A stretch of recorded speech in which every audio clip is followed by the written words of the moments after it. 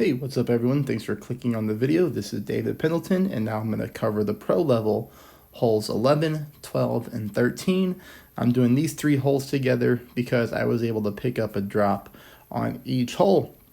So please subscribe, please hit the thumbs up, and let's check out hole number 11. I'm going to play this one the same way that we played it on the front 9, except we're going to use different elevation. Here we're going to be playing this one 20% at mid. Yep, 20% at mid. And I'm going to show you what I'm looking for when it comes to spins and landing spots. So we're going to go with about half a bar of backspin combined with 1.5 side spin to the left. Now the only thing that I would say about the backspin is if you have high wind like I have here, half is good. You know, if you have your winds in the 5s, you might want to use about 0.3 to 0.4. So just keep that in mind. There's a large landing spot from here to the pin. So there's a lot of distance to cover. So again, if you have a lower wind, use a little bit less backspin, okay? But the 1.5 side spin to the left is good. I did drop this on both of my accounts. So here you're going to notice, and I'm looking for that exact same setup that I was on the front 9. I want the second bounce on the fairway, third bounce on the fringe, and then I'm looking for the rollout, the end of my ball guideline to be pointing to the left-hand side of the pin. And now we can watch the shot in action here.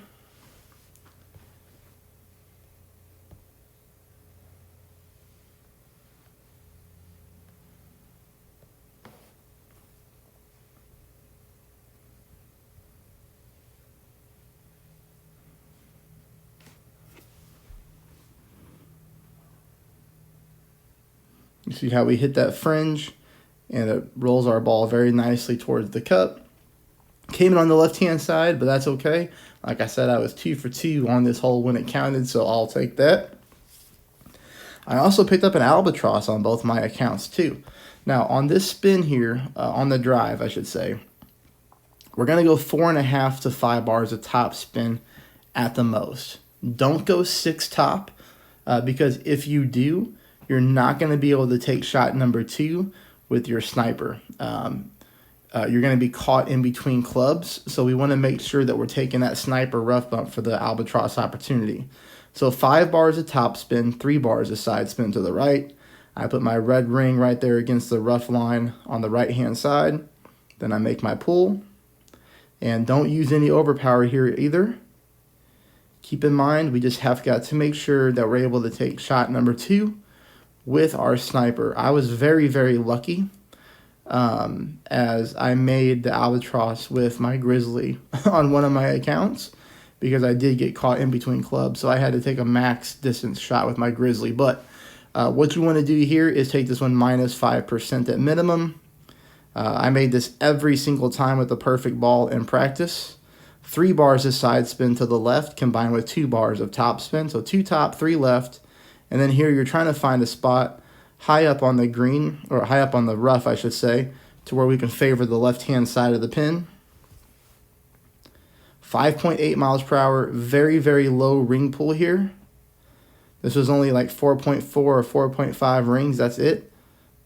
So we're playing this one in negative elevation, so minus 5% at absolute minimum distance of our club.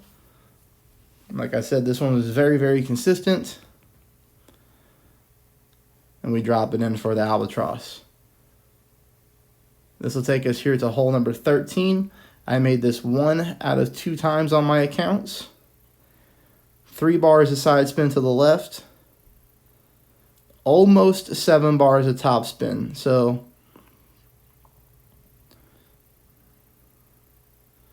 you can see here, I'm going to add quite a bit more top spin to this shot.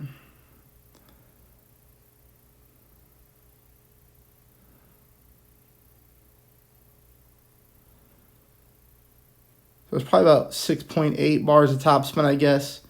Full side spin to the left. 20% elevation. We're not going to pull as many rings as we normally do. We normally play that one at max, but we're only going to play it at mid.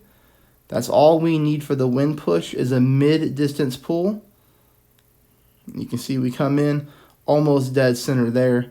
On my other account, I missed it just barely to the left-hand side, which means I pulled a little bit too many rings, so that's why we're playing it at mid. Okay, so that is a path to a -7 on holes 11, 12, and 13.